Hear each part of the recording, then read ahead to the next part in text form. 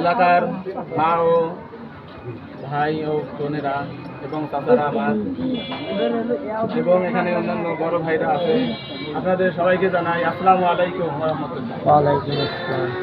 আমি আপনাদের সময়ের ব্যাঘাত ঘটাবো না, বেশি কিছু কথা বলবো না, শুধু দুইটা কথা বলবো। হ্যাঁ, তো এক নম্বর কথা হলো, আমরা যে আজকে এই বস্ত্র বিতরণের আয়োজন করেছি, এই আয়োজন কেন্দ্র করে আপনারা যারা এখানে উপস্থিত আছেন, এলাকার মা ও বোনেরা যারা উপস্থিত আছেন, তো আপনারা কেউ এই মানে প্রোগ্রামকে মানে এই বস্ত্রকে কেউ দান হিসেবে গ্রহণ করবেন না, কারণ আপনাদের সন্তান আমরা এখানে যারা আমরা আছি, আপনাদের সবাই সন্তান। আপনারা সন্তানদের কাছে মা বাবা এরা কোনো দান নিতে পারে না, কারণ সন্তানের বাবা মায়ের প্রতি দায়িত্ব আছে। আমরা সেটুকু দায়িত্বের মধ্যে থেকে আপনাদের কিছু দায়িত্ব পালন করার চেষ্টা করি।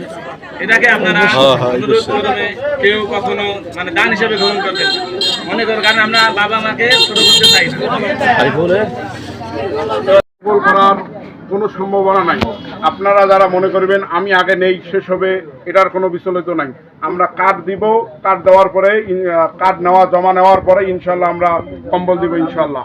এই জন্যে সর্বাত্ম আমি দোয়া করি, আমাদের সংগঠনের জন্য দোয়া করবেন।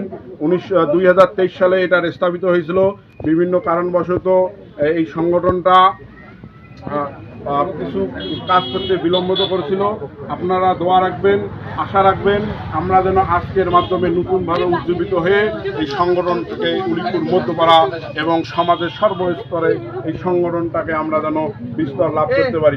সমাজের সর্বস্তরে আমরা যেন আমাদের মাধ্যমে সমাজমূলক সেবাগুলো কাজ করতে পারি। প্রিয় উপস্থিতি, এ পর্যায়ে কম্বল বিতরণের অনুষ্ঠান সংগ্রামী সভাপতি, সম্মানিত সভাপতি জনাব মোহাম্মদ রিয়াজউদ্দিন, আমি সংগঠনের পক্ষ থেকে অনুরোধ জানাবো সম্মানিত সভাপতি জনাব রিয়াজউদ্দিন এনাকে তার মহামূল্যবান সংক্ষিপ্ত বক্তব্য প্রদান করার জন্য অনুরোধ করব।